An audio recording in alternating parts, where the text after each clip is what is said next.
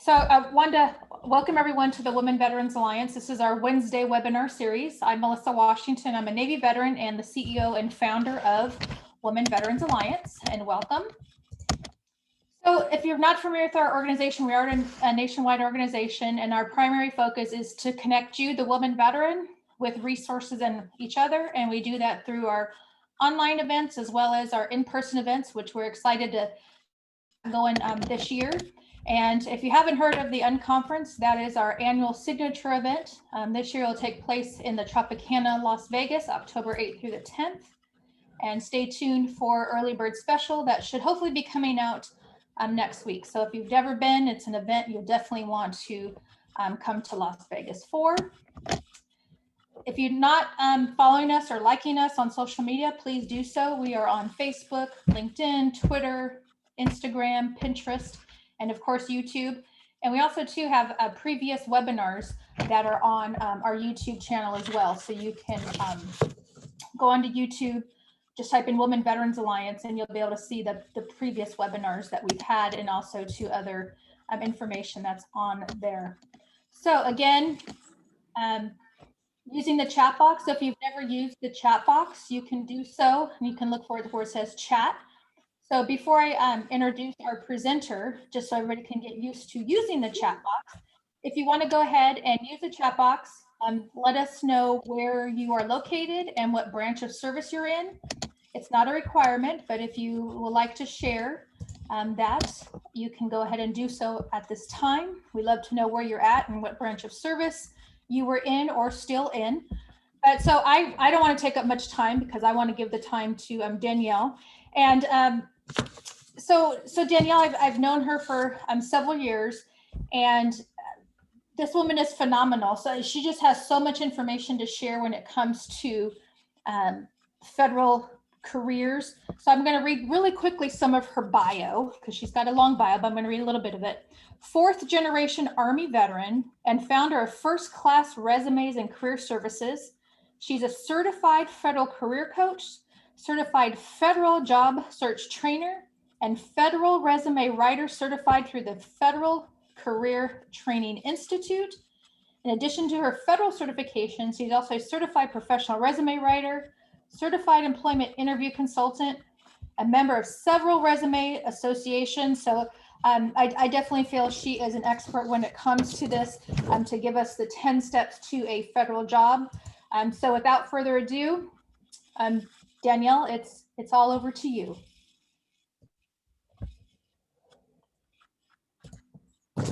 Okay, thank you, Melissa. Can you hear me? Yes.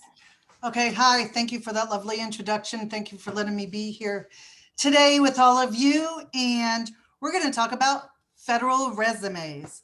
Now, let me share my screen. One thing about federal resumes is, didn't click on share screen yet. Hold on. Where is share screen? I'm trying to share the screen. Share. Okay, can you see it now? Okay, wait. Just put in presenter view. I know, that's what I was trying to do. I was pressing, oh, you are screen sharing. F5, presenter view, where is that? I pressed F5 last time. Yep, go to the bottom right and there's a little screen. Oh, okay, bottom right, slideshow, slide sorter, normal, slideshow. Okay. Right next to the 40%. Oh, to the right of the 40%? To the left. Slideshow. Is that it? Oh, there you go. All right. There you go. Good. Okay, so you can hear me and you can see my slides, right? So what I wanted to say first off about these federal resumes, typically this presentation is about all-day class or a 2 to 3 hour class. So I'm going to try and fit as much information as I can in 1 hour or less.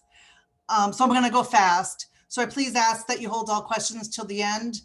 And I hope you have a notepad and paper and a pen to write down some important things that we're going to talk about. Okay. So here we go. Again, my name is Dannielle Rash. I'm an Army veteran. I am the founder of First Class Resumes and Career Services. You can find us on, I have my own website, Twitter, Facebook, as well as look me up on LinkedIn and we can connect, okay? So we're going to talk about the 10 steps to a federal job. So step 1, we're going to review the federal job process. We're going to talk about networking. We're going to talk about how to research vacancy announcements, how to look for the keywords, and how to analyze your core competencies, as well as write your outline format. We're going to talk about KSAs, accomplishments, and questionnaires. And we're going to talk about how to apply for jobs on Usajobs, how to track and follow up on your applications. And then finally, we're going to talk about how to interview for a federal job. So step 1, we're going to review the federal job process. So what are your federal job search goals? Do you have a specific title or a specific series or a specific grade or salary that you're looking for to apply to? Hold on a second. I was going to do something, but I guess can't do it while I'm in this mode. Okay. Basically, you want to find out what title and series that you're going to apply to when you're looking to apply for federal government jobs. Okay. This you want to write down. This is a website. It's called mill2fedjobs.com. mill2fedjobs.com. It is a great website for veterans who want to stay in the same field of work that they are already in the military. Okay, it is developed by the state of Maryland, but anybody can access it anywhere. And it's the only website that, if you see the big arrow right there, it says search at military occupation. So you can look up your military occupational code or your MOS, and it'll translate to the civil service for the federal. And then you can actually click on search by military application. Yes, can you hear me? Oh, I'm sorry. You click on it and it'll actually lead you to the Usajobs website, okay? So what job titles are correct for you?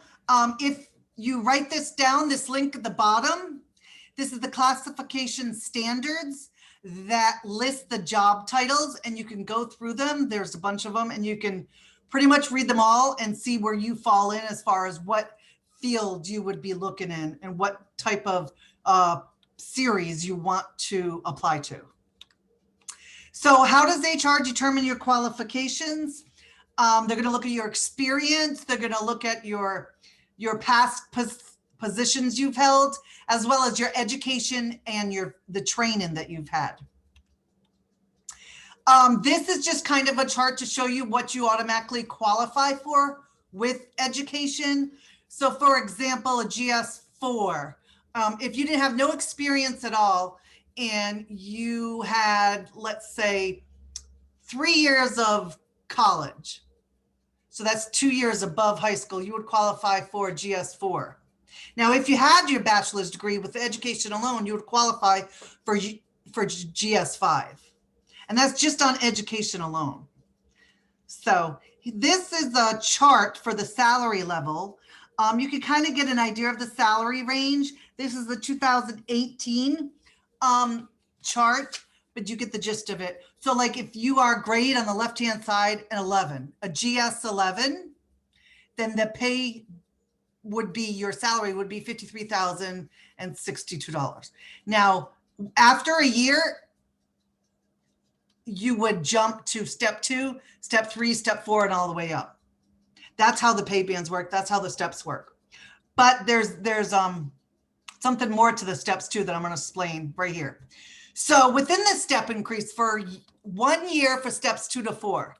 So let's say you're a GS11 and you're a step 1. It's going to take you a whole year to get to step 2, another year to get to step 3, and another year to get to step 4. But from steps 5 to 7, it'll take 2 years in between, if that makes sense, and then 3 years. So you can, with an outstanding evaluation, your yearly evaluation, you may receive a quality step increase, and they can give you that as well. So your employer can do that. So I think we just went over that one. Yeah. Oh, I'm going the wrong way. Okay. So this you want to write down. This is target agencies. This has a whole list of agencies that you want to look for. There'll be agencies in there you've never even heard of. So you go in there, and if you don't have time to write this all down, at least write down USA.gov agencies. So you go in there and you look out of the whole entire list of agencies, and you can pick and choose which ones you want to apply to. And you can go to their websites and learn about their agency missions and things of that nature.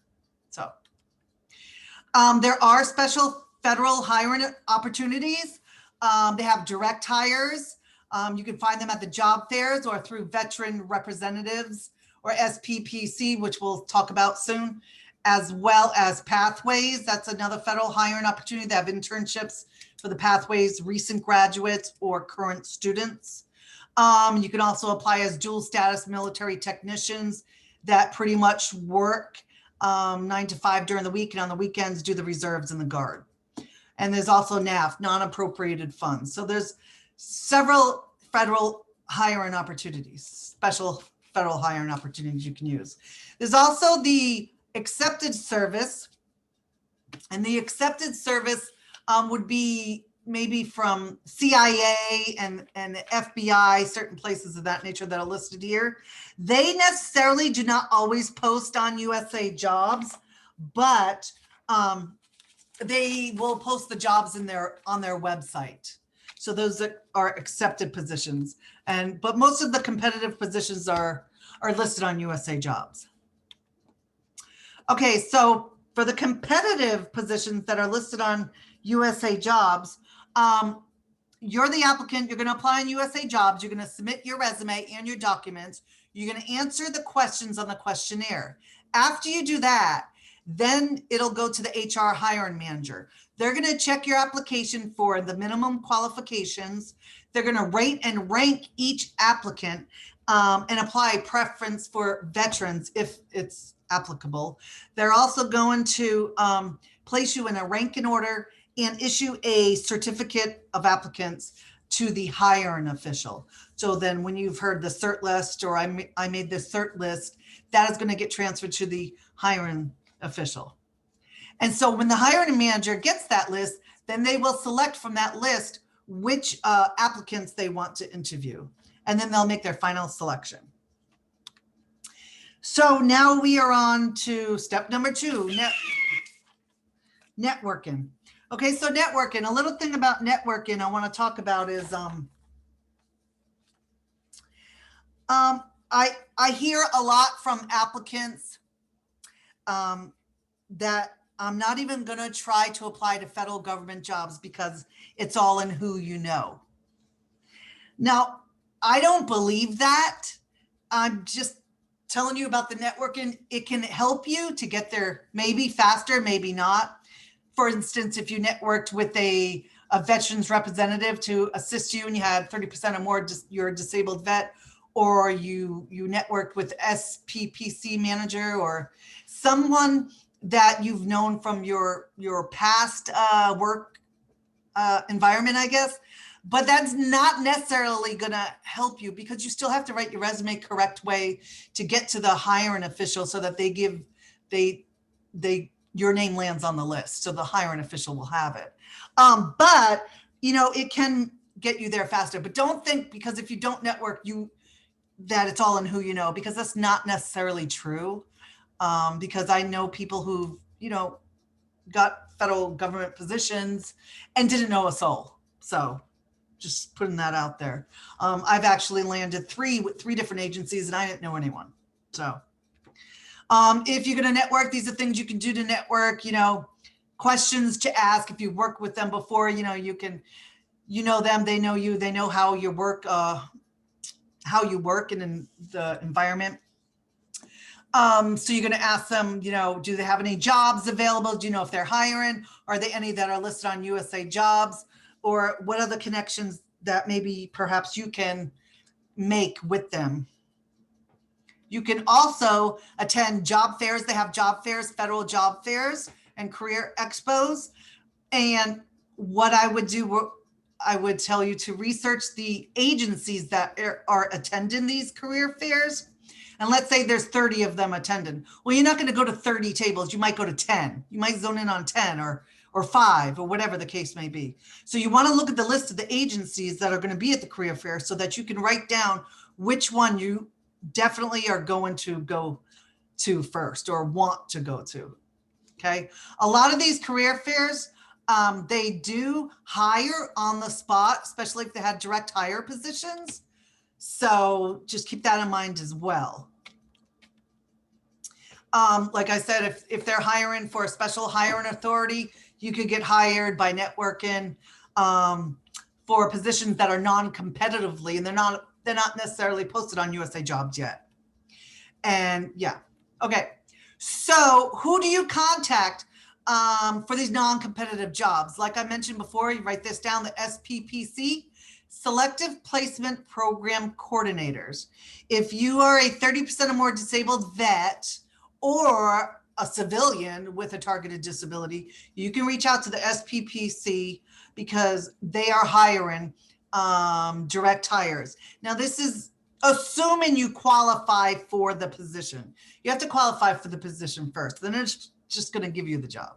So there is a list of SPPCs throughout the nation, and each state has one, and each agency has one. So if you go opm.gov or Google Select Placement Program Coordinators, I think I had the link. I don't know. I had the link right there. Yeah.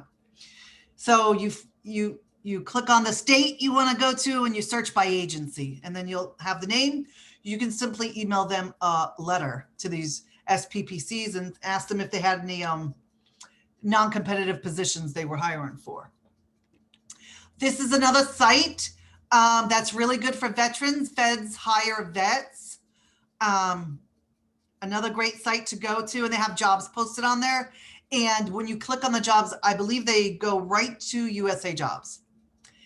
And you can also find veteran representatives by name in each agency on this page as well.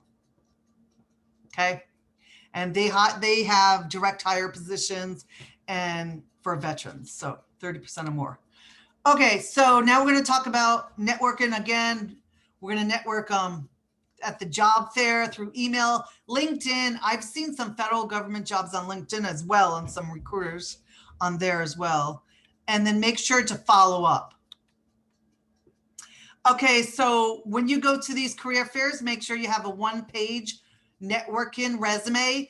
And the two things you want to put at the top is, number one, you want to make sure that you put your veterans preference at the top if you have 30% or more, or if you have VEOA or VRA, you want to put that at the top. You also want to list that you have a secret clearance as well. That way it's at the top and the recruiter already knows that, hey, this person has a clearance and this person has a veteran preference. Okay, we're already on step 3. We're going to research the vacancy announcements. Okay, on step 3, when we research the announcements, we're basically going to zone in on the 1-year specialized experience. So write that down, the 1-year specialized experience. That is a very important part of the applying for a federal government job. Okay, you need to know about that. So we're going to talk about that soon. So a lot of you have already probably started a profile on USA Jobs, and maybe some of you have not. So this basically is talking about how to create an account and how you're going to sign in. And now they have this new thing where have your phone handy with you, because they're going to send you like a security code so that you put it in for, you know, security. It's a one-time security code because they had like a security breach a while back. So you have to do that now, every now and then, sign in. And then once you're logged in, you can do a keyword search. You can look for a job title or location, type in the keywords and the location there, just a basic search and title, location. Also, another tip for veterans is when you're looking for positions, the open to the public, the veterans preference kicks in. So open to the public. If you have a veteran that applies and he or she qualifies for the position, and then you have a civilian that qualifies for it, the veteran is going to trump out the civilian because of the 30% or more veterans preference that applies. Okay. So you want to be looking also for the open to the public. So on the right hand side, it just kind of tells you like the different, if you see the little pictures, you can see the different hiring paths that the position is being sought after, or you know what I mean? Like if it's only for veterans or spouses. And I've seen a lot that will say, like you go to apply for it, but it has to be internal, 1, 2, 3, 1, 2, 3, 4, the fourth one down, internal to the agency. So you can't apply to it unless you work for the agency. So you have to really look for who can apply to the positions before you sit down and apply for the position. If that makes sense. Okay, like we talked about, open to the public, vet preference applies, the competitive service, the veterans, and National Guard and Reserves. Those positions are down there as well. So you want to keep an eye out on who is able to apply to each position that you look for. Because sometimes you find a position that you might want to apply to, but then you find out that you can't. So just something to keep in mind. Other Usajobs search options. This is just another way that you can search for something. You know, you put the city, how many miles, and then if it's a competitive or open to the public or what, there's many ways that you can do the search. Or you can just look for Navy jobs, Army jobs, or whatever you want, or in a certain state or a specific agency as well. You just play around with that. Like here, this person put in direct hire, and then they clicked on open to the public and competitive service. So I want to see how many direct hire positions there are open to the public and competitive. And there's 1353 jobs. So it's just a way of just different search functions you can use, and it can be filled out quickly and you can play with when you get in there. Some critical announcement. In this section, you want to follow the directions carefully because you want to look at the closing date. The closing date is one of the most important items on the announcements. You want to watch for that. You also want to watch for the, if it says watch for closing after 50 or 100 applications, because they will close the job posting after they've received 50 applicants or 50 resumes or 100 applicants or 100 resumes. You also want to pay attention to, like I said before, who may apply. So you know if you qualify, if you apply or not. You also want to look at their requirements and see what the specialized experience is that they're looking for. And then of course, don't forget to include your documents, your 214, your transcripts, things of that nature, and the questionnaires. The occupational questionnaires we'll talk about in a little bit. That it is a test, so you are being graded on your answers. Okay, the 1 year specialized experience. In the announcement, you're going to look and find the specialized experience in the qualifications section. So you want to write that down, qualifications, and underneath it is specialized experience. Your resume must show that you have at least 1 year of specialized experience in order to qualify minimum for this position. So again, you want to look for the specialized experience so you know what kind of specialized experience you need to have in order for you to qualify to apply for this job. This talks about the outline format, the keywords from the specialized experience. You can get the keywords from specialized experience section and the duties section. And these are some headline capitalized keywords that we'll use in our resume. And you'll see in the next few examples what I'm talking about. So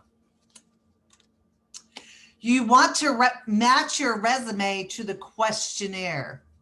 So what I like to do is I like to go get the questionnaire.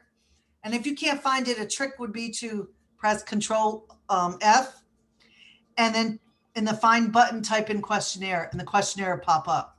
So you click on the link for the questionnaire, and I like to print them out. because some questionnaires could have 10 questions where other questionnaires might have like 100.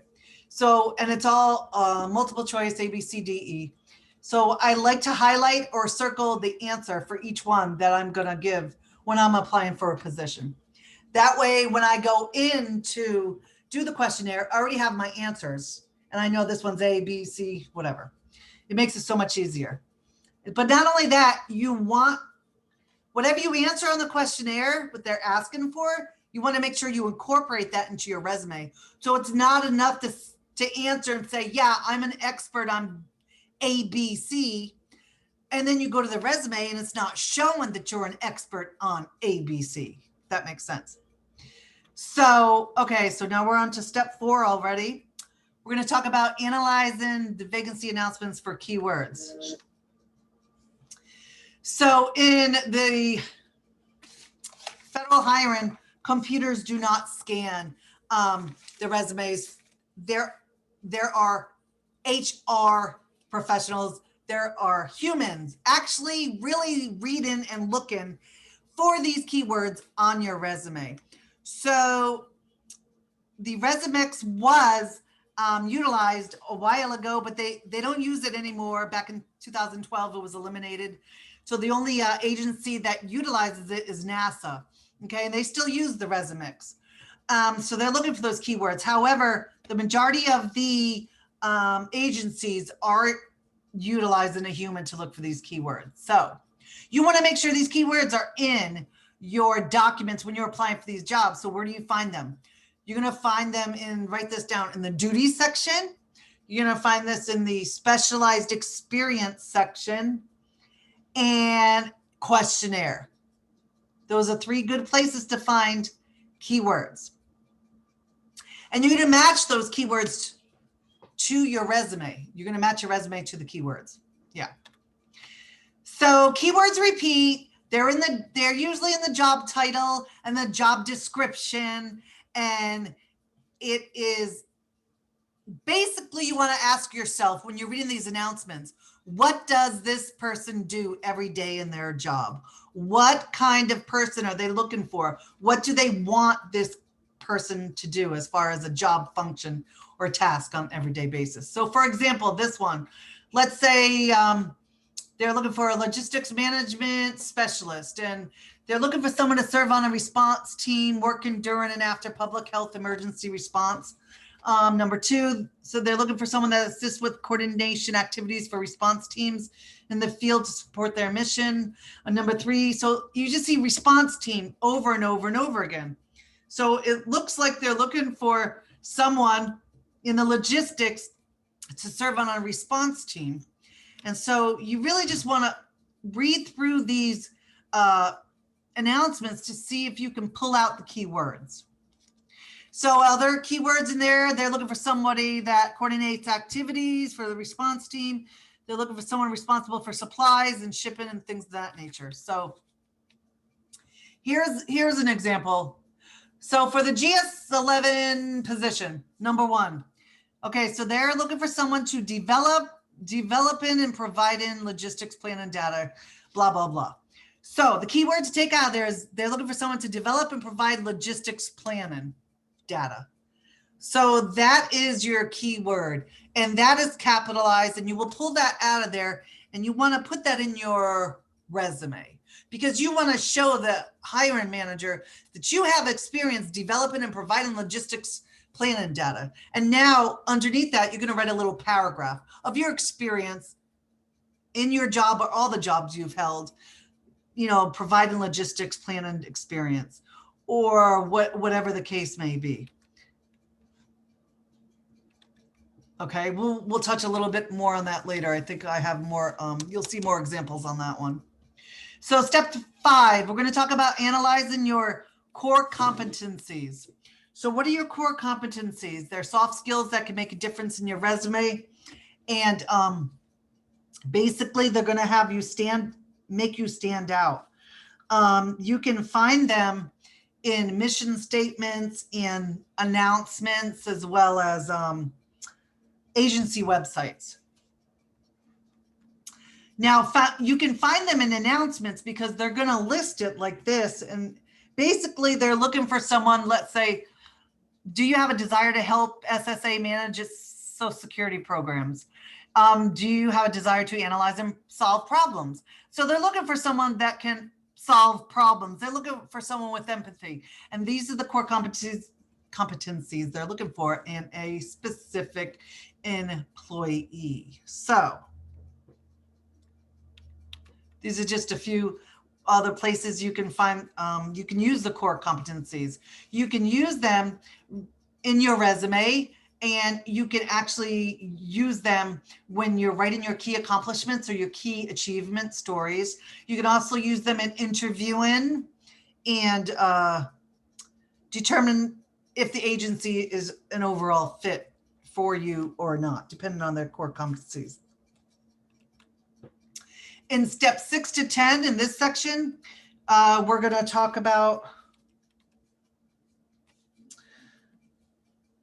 writing your outline format, the KSA's accomplishments and questionnaires, how to apply for jobs with Usajobs, and how to track and follow up on your applications. We're also going to talk about the interview for the federal job. So when you write here's the thing about this, what I was going to say.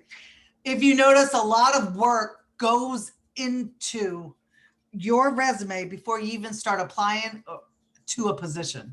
Like, you have to write it and everything and think of all these things before, and pull all these, the paperwork together, just before you even do anything, before you start writing. So you just don't simply take a resume and use it to apply to Usajobs. You're not going to utilize a civilian resume to apply to a federal job, and you wouldn't utilize a federal resume to apply for a civilian private sector job. That makes sense. They're two totally different animals. So what do you want to include in your federal resume? Well, what you want to include in your federal resume is your job information, your personal information. As far as your name and contact information, I don't list addresses. I only list city and state. But you also, at the top of the resume, want to list if you have a veteran's preference or not, if you have reinstatement eligibility, and maybe if you've been in the federal government before and you had a high grade, you want to put like the highest federal civilian grade ever held at the top, and also your security clearance. You want to list the work experience, and don't forget to list the start and end dates, the month and the year. So not only the years, but the months as well. You also want to list the hours that you've worked at every single job, whether it be 40 hours because you were full-time, or whether it's 20 or 25 hours because you were part-time. And you want to list any education, if you have associates, bachelor's, master's, etc. And then finally, any additional qualifications. Maybe you have some training, you have some awards, you have some certifications, things of that nature. Okay, so the best federal resume format is the outline format. And the reason is because it's easier for the HR hiring managers to read them. It uses small paragraphs and it's more visually appealing, as well as all caps keywords, and they should match the keywords in the announcement. And then you can also copy and paste it into Usajobs in the resume builder. So how do you start writing? Basically, you want to collect all your documents. You want to collect your resumes, your evaluations, whether it be your OERs and COERs, all your position descriptions if you have them. You want to have all your training that you ever took, your college transcripts, your DD-214, any awards you have, and other veteran documents as well. If you are rated 30% or more, you want to have the SF-15 and the veterans benefits letter in there as well. So once you have all that together, you want to save all those in your profile on Usajobs. So now you're going to start writing your first draft, and you can write this down, the classification standards. If you Google that there's a link on here somewhere that'll show you where the classification standards are for each target job series. And you want to write your resume towards the job series that you're applying to. You also want to utilize the outline format with the all caps keyword headers. And you can later on tailor your resume to specific vacancy announcements. So the first thing you want to do is kind of write a master resume where you have everything on it. And then you can, draft and tailor each resume as you apply to positions on USA Jobs. Here is a chart to tell you the difference or show you the difference between, let's say, like a civilian private industry versus federal. So private industry civilian resume typically is 1 to 2 pages, where a federal resume is 3 to 5 pages. I used to write them 6, 7, or 8 pages, but now I try and keep them down to 5. And only because I've seen on some job announcements where it specifically says, if it's over 5 pages, they will not even read it. So that's why I do them as 5 pages now. In as far as a civilian industry resume, they're going to have these bold underlined graphics. We're not using that so much on the federal side. On the federal side, you can also utilize the resume builder on in USA Jobs. Also, in the civilian private sector, they have the bullets. Well, in the federal resume, we don't have the bullets. We have accomplishment stories or key achievements. And they're critical for your resume to stand out to get best qualified. And yeah, so there's like different things that they have for civilian private industry resume versus a federal resume. So you wouldn't use your private industry resume to apply for a federal job, and you would not use your federal resume to apply for a civilian job. You need 2 for both. So how to write your outline format. So you're going to take these keywords in all caps, and let's say we pulled those program assistant, supervisor, data entry, customer service. We pulled them from the job announcement. And so they're looking for someone that has supervisory capabilities. They're looking for someone that has customer service skills. They're looking for someone that has data entry skills. So those are some of the keywords we pulled out of the job announcement. And we're going to write and fill in the blanks in a paragraph what our experience is in this specific job that we're in now and the jobs that we've held in the past. So also another thing to mention is that volunteer experience is taken into account, whether it's a paid position or not. They will count you if you worked volunteer for a year or you were a volunteer for 2 years or whatever the case may be. So the volunteer experience does count.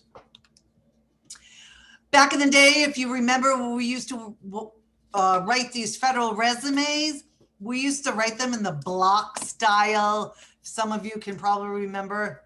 And if you look at the format of this federal resume, it's kind of just like a bunch of lines and blurb and blob and everything. Nothing really stands out. But if you look at this is the after, this is a perfect example of an outline format. At the top, you can see the headers with the capitalized words, and underneath each one of those, it explains the applicant's functions and that they've done in a certain area. Yeah. So for supply and logistics system implementation. So this is his experience or this applicant's experience doing that. And so each paragraph will describe their experience in that field, in that function. Okay. So here is an example of a before resume that has bullets, where we won't use the bullets in the federal. It's a civilian resume, we use the bullets, but federal we don't. And so this is the after, when we've incorporated the outline format.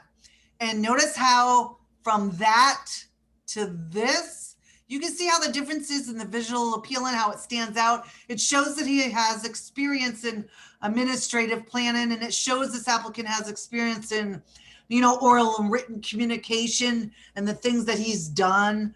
And it just is so much more visually appealing than that. So it's much cleaner. And here it is blown up. You can see, so you want to have the all caps and then your experience in that area. Okay, if that makes sense. And I would say about maybe three or four paragraphs for each job. I think that would be good to list, you know. And then of course at the bottom you have the accomplishments. The accomplishments that this applicant has done in this position they've held. So you don't want to just use one resume to write. I mean, you don't want to utilize one resume to apply for all positions. You kind of do want to tailor it to each and every single position you apply to. I know it sounds like a lot to do, but it really will help you better if you did tailor each of your resumes to a specific position. And you don't want to just upload your resume into Usajobs. If you're a beginner, try to utilize the resume builder, because you don't want to leave out pertinent information such as the dates or the years, or you might forget to put something. So the resume builder goes step by step and tells you what's needed in the resume. So step 7, we're going to talk about KSAs, accomplishments, and questionnaires. The KSAs, they were eliminated back in, 2010. So, and Obama signed a memorandum to eliminate them. However, even though they eliminated them, with the KSAs, if you remember, we had to write like these essays on each one. They were like pages and pages long, plus you need the resume. Well, they got rid of the KSAs, but they still have them. They're still kind of in the resume, and they're still kind of in the questionnaire, and they're in the job announcement, and they're part of the interview. But they just took the part out that we don't write the essays to them. But they're still looking for your knowledge, skills, and abilities in order for this applicant, in order for you to, apply to work at this position, if you will. So you're going to write your KSAs in the CCAR format. So write that down, CCAR. Context, challenge, action, result. So you're going to write your accomplishments. You're going to use the CCAR format. And the accomplishments will go below each job. You're going to have 1 or 2 accomplishments for each job you have held. So if you see in this example, you can see that the applicant listed his experience in awarding contracts, work on contract awards. And then underneath that, he or she listed his accomplishments and what he has accomplished in that position. So it really shows the HR manager what he or she did for that organization, and that potentially that he or she could do that for their organization if they were to be hired in the future. So as far as the questionnaires, you always want to give yourself as much credit as possible as you can. And I'm not saying to lie on these questionnaires, but you are being graded. It's a test.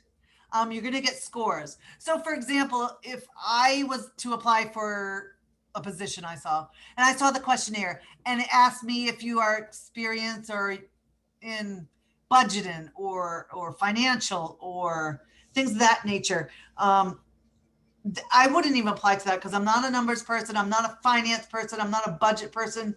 So I most likely wouldn't even apply for the position. But if you know that you cannot answer the questions, you'll know when you get in there. So before you apply to a position, I would print out the questionnaire so you can answer them in your head and think that, is this a position I really want to waste my time with applying to? Do I have a chance? Do I think I have a chance? And you'll be able to base it on questionnaire alone by seeing what kind of tasks or functions they're looking for an applicant to have. So, like I said, it is a test. The occupational questionnaire is a self-assessment on you. And so you want to give yourself the most amount of credit that you can on the questionnaire. Okay. Okay, we're at step 8, applying for jobs with USA Jobs. Okay, so once you have created an account, you're now able to log in and you have a sign in and you have a username, and you have a password. Okay, make sure you write that down and don't lose it.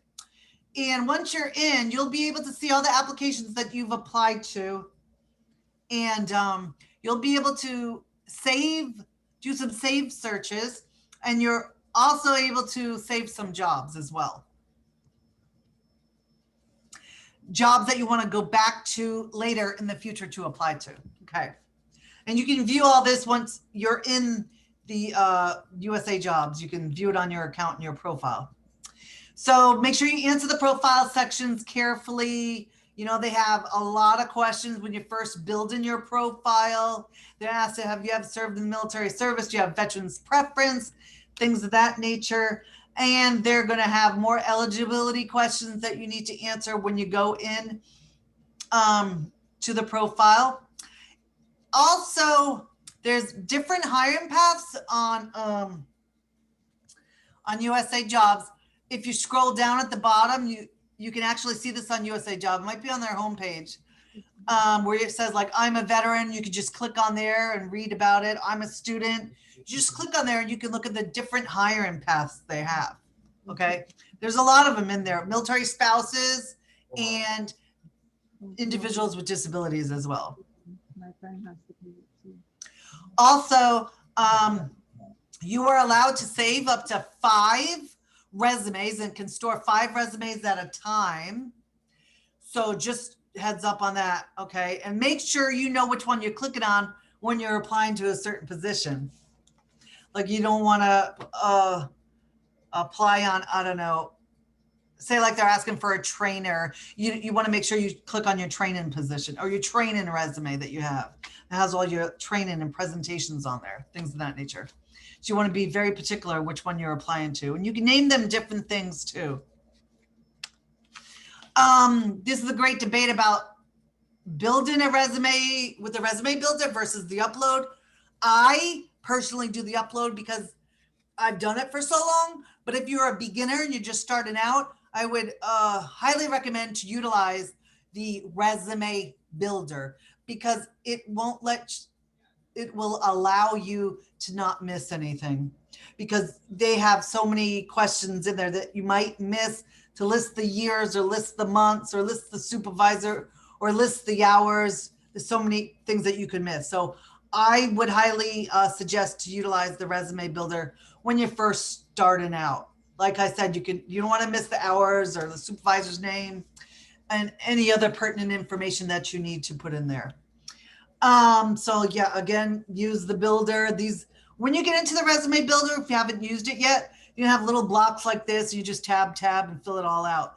It's pretty much self-explanatory when you are utilizing the resume builder. Advanced upload, you just write a resume on Microsoft Word, you save it and you save it as a PDF and you upload it. That's basically the difference. So applying for jobs, you're going to find a job you want to apply to. We're going to click on the apply for jobs button. You're then going to go through 5 steps in the USA Jobs to create your application. And then they're going to like transfer you to another site to complete the questionnaire and the application. So step 1, you're going to click which resume you want to utilize to apply for that job announcement. This is where if you name the resumes different, it's going to help you to remember which one's which. You're going to select all the documents. If you have DD-214, transcripts, SF-15 for the 30% disabled vet or more, and the VA benefit letter, as well as transcripts and what else? Yeah, DD-214. You're going to click on all the documents that you need to transfer over. So you're also going to review the package, and then you're going to include all your personal information, and then you're going to click on continue application with the agency. And this is when you're going to click on which resume you want, and then it's going to transfer and kind of like they have these bridge pages where they're going to continue to the agency. They're going to transfer all that information over there. Well, sometimes it doesn't transfer over there, and you have to make sure you click on it again to make sure it transfers and continues to the agency, continues to the application. So you want to make sure you have to click again on, sometimes you have to click again on your resume and the documents. Okay. And so each agency will pick which system they use, and the questionnaires are similar. They're all multiple choice for the occupational questionnaire, but it's self-assessment. So you're self-assessing yourself, how good you are in a certain area or not. And if we have time after, maybe I can look up one and we can do that. So now we have applied to the position. Sure. And so if we need to email the HR hiring manager, we can. And I would suggest wait 3 to 4 weeks. Sometimes you can go into the Usajobs, and if they've updated and been diligent about updating the status on there, you can read if it's been referred, selected, sent to the hiring manager, whatever. But sometimes, not all the times, I go in there and update it. I've been in there a year later, it still hasn't been updated. So if you want to know the status of a particular announcement, you can write an email to the HR point of contact, which can be found on the announcement at the bottom of the announcement. Scroll down all at the bottom. It'll either give their name, phone number, or name and email. And you can send them an email or you can call them and just pretty much ask them what's the status of your application. So check on the status of your application. You can check email. They send you emails oftentimes when you've been referred or not referred. So it's automated. You can also log into Usajobs and check it there. And again, you can send an email or call the HR representative as well.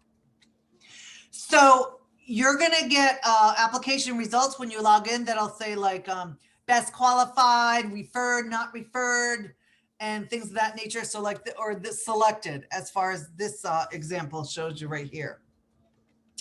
And also when you log in, it's going to show that they were best qualified, but like for this example, not among the best qualified and not referred.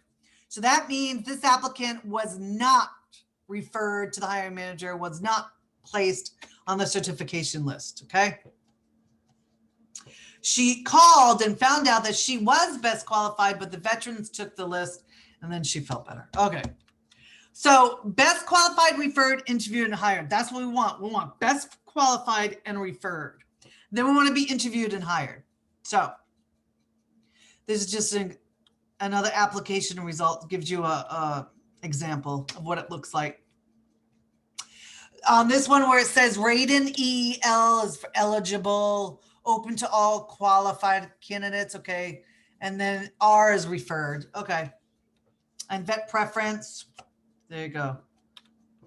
All right. So we finally made it to step 10. Interview for a federal job. Okay. So the federal interview is a test, and you're going to be graded on the answers to the questions. For each question that you're asked, the person interviewing you or the panel are going to write down and score you, and they're going to give, it's basically a test. So this is another part where the CCAR comes into place, where you want to talk about your accomplishments, stories, and your achievements. So there's different types of federal interviews. We have the telephone interview, the individual interview, and then the panel interview. And then they also have Skype interviews, and they have telephonic panel interviews. Yeah. So, okay. So here's an example of the competency-based interview questions. These questions that they're going to ask you is basically to describe your experience. With your, let's say, attention to detail, your communication skills. They want to hear your experience. They want to hear your achievements. They want to hear your accomplishments, what you've done. And that is the reason why they're asking you these specific types of questions. Describe a situation in which you demonstrated an effective customer service skill. So they want you to tell you a story. And the best way to describe your customer service skills is to describe it in the CCAR format: context, challenge, action, results. So it's really good to have these already prepared, like at least like 5 accomplishment stories, CCAR stories, 5 accomplishment stories, 5 achievement stories, so that when they ask you these questions, you already have a story to tell about customer service, or a story to tell about your communication skills, or a story to talk about conflict management and how you handled it. So that's why they ask questions the way they ask them. So they're trying to dig deep and find out about you. And they're usually going to come from the announcements as well, because you can see what type of applicant they're looking for based on the job description, the job announcement as well. So be prepared, like I said, to tell at least 5 accomplishment stories. That's where the CCAR comes in. You have to have 5 to tell. All right. So you can negotiate with the HR manager on specific things when you have received an offer, such as your salary. Can you telework? Can I get tuition reimbursement? Any reasonable accommodations for disabilities, things of that nature. So there are things that you can negotiate with. Request for a day or 2 to respond to their offer, and the job offer will not be, don't worry about being withdrawn in response because you wanted to negotiate. You also want to prepare a written statement to make your request, and maybe perhaps email it to explain your justifications and email it to the HR manager. And then your chances of success with negotiations will depend on, many things. If the organization has a budget for relocation, or, telework, if it's feasible, depending on the type of position you're applying for. Possible responses from HR. If your request is accepted, congratulations on your new position. If your request is partially accepted, you might get a revised offer extended to you, and you can accept or reject that. And then when the hiring agency is no longer willing to make any more adjustments to the offer, they will decide then you can decide whether if you want to accept the position or not. And congratulations, we've made it through step 10 steps to a federal job, and you completed the 10 steps. You're now on your way to get better qualified, best qualified, and referred to a supervisor, interviewed, and offered a federal position. Do you have any questions? Well, thank you so much, Dannielle. That was a lot of information. I know we had some questions in the chat, but just wanted to reiterate that the slideshow will not be available, but the YouTube, once we get it uploaded to YouTube, we'll send out the link to everyone. So I just want to remind everyone so you'll be able to watch it there. Also too, Dannielle has her contact information, but we did get a question. It says, would you include disabilities on a federal job application? I would.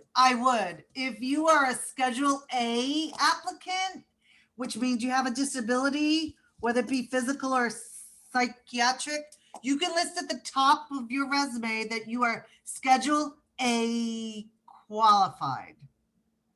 However, you don't have to list what or all of your disabilities on there at all. You don't need to tell anybody what it is. That will be with the reasonable accommodation manager. Yeah. You also can list the veterans preference that you have your VA disability as well. Yeah. All right. It was asked, can you show the slide that has the example of an outline format for a federal resume? Yep. Let me see. And if anyone has any other questions, so please put those in the chat. Diana said, thank you for the presentation. No problem. Hold on. Oh, here we are. Outline format, outline. Okay, here we go. This is the after. So basically in the outline format, you want to have them all in capital letters. and it basically speaks about your experience. So for example, if this person is applying for a supply and logistics position, he or she wants to list all their experience that they've had at this job and the jobs before in the supply and logistics system. And these little paragraphs just tell a little bit about their experience. Then you have another paragraph and you'll list all in caps, you know, the key words from the announcement. They're looking for someone that has operational management and technical supply guidance as well. And you can do a little paragraph there as well. So are there any questions on this part? I know it's kind of hard to explain, but. So we have another question. Do you only have veterans preference if you have a disability? No, there are different veterans preference. There is the VRA with the Veterans Recruitment. There is the VEOA, Veteran Employment Opportunity Act. So for like VEOA, they used to give you like a 5-point preference. And if you are 30% or more disabled vet, you get the 10-point preference. And they used to rank them like that, but now I think a vet is a vet is a vet. So I'm pretty sure, but I'll have to look it up, that the 30% vet is not going to trump the 5-point vet. I'm not quite sure of that. I have to double check on that. So they do have the Veteran Recruitment Act, the VRA, and there's different, you have to read up on each and every single one of them because they have different criteria for each one. Okay. And then another one was, do you still put security clearance if you're not sure you still have it? Security clearance, I wouldn't put it because if it has already expired, but you can write down that security clearance expired 2019. If it's recent. If it was like old and it like expired in 1990, like I don't even know if I would write it. You know what I mean? I might mention it if you make it to the interview stage, but it really depends. I don't think it's going to make or break you because a lot of times, even if you don't have a clearance, I mean, you can still get the federal government job. They'll just give you your clearance, you know? Yeah. Another question was asked, how would hours worked for on-call is varied? How to disclose? On call, how many on average have you worked in a week? I mean, so if it was, is it more full-time or is it more part-time? You know what I mean? If it was more full-time, then I'd probably put 40. If it's more part-time, I'd probably put the 20, 25 hours or 30 hours, whatever it is. Okay, if anyone else has any other questions, please feel free to put those in the chat box. I think I've got all the questions that have been asked. Yeah. Again, you know, fantastic presentation. And I appreciate you doing it in such a short amount of time and giving us all the important information for those that are interested in a federal job. No problem. And if anybody has any other additional questions, they can reach out to me. Where's my, there it is right there. Well, I was trying to get to the bottom. Like I said, you can shoot me an email. You can check me out on Facebook or Twitter and just connect with me on LinkedIn and send me a question. I'll answer it to the best of my ability. Yeah. And just real quickly, I mean, you are a small business owner, right? You have your own business. So what types of services could you offer if there were someone listening here where they can hire you to help them with? Okay, so basically, I provide resumes, whether it be civilian and or federal, cover letters, LinkedIn profiles, bios. But my number one thing that I guess veterans come to me for is the federal resume. So basically the federal resume, they all want basically to set it up and know how to apply to the USA jobs because it's really hard. Yeah. Great. And is it a flat fee you charge or hourly, or how is? It is usually, I know I could show, can I, if I'm, am I sharing the screen still? Yeah, you're still in PowerPoint. All right, so if, I mean.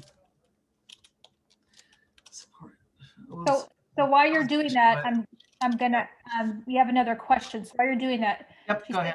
If you're a GS9 for 2 years, is it true that you can apply for a GS11 position? Yes, you can apply for a GS11 position if you were a GS9 for 1 year. As long as that specialized experience for the GS11, you qualify for based on, you have to show in your resume that you have the specialized experience. And you have to read that because oftentimes they'll say 1 year. So if you have 1 year of GS9 experience equivalent, you can apply to the 11. Yeah.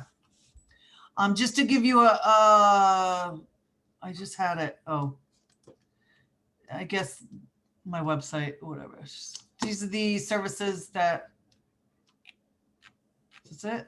No. Basically, here's the investment fees and here's the different things that I offer. So like I said, I have LinkedIn profile, bio. I do have a few books on here. This is the book. Here's another book. And then this one talks about mastering your career journey. I wrote it with 11 other career resume writers throughout the nation. So, so it can go anywhere from entry level package, which includes a cover letter, this resume and the cover letter, or you could just do a la carte and get cover letter by itself. But Yeah, the no, ones with the Uncle Sam's, I was going to say the ones with the Uncle Sam's, those are the ones that are the federal resumes. Yeah. We're not seeing that screen, Danielle. We're still seeing your PowerPoint. Oh, I'm sorry. That's okay. I guess you can't. Is that on the firstclassresumes.com? Is that the site? Yeah, it is. It is. I thought you could still see my screen. So I was like, yeah, I guess you can't see the World Wide Web when I go there. It's only sharing screen. Yeah. Just everybody, if you are interested, go to www.first-classresumes.com. Yeah. So there's the ones with the Uncle Sam, those are the federal resumes. Yeah.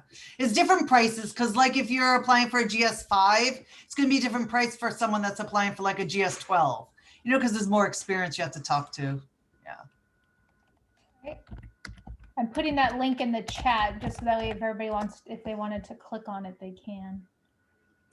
Well, fantastic. Thank you. Thank you so much. Great information.